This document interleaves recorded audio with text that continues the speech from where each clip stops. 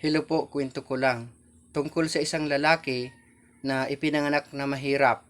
Katunayan nga, nang ipanganak siya ng kanyang nanay dahil sa sobrang hirap, ang ipinangalan sa kanya ay kahulugan ng salitang sakit o hirap. Pero ang kanyang kalagayan at ang kahulugan ng kanyang pangalan ay hindi niya tinanggap.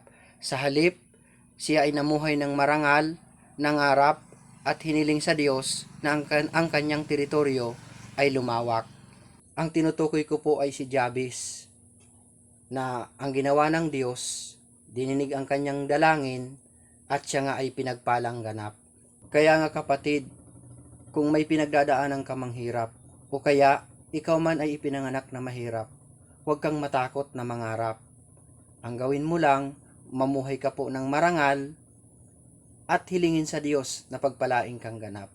At sigurado, matutupad ang iyong hinahangad.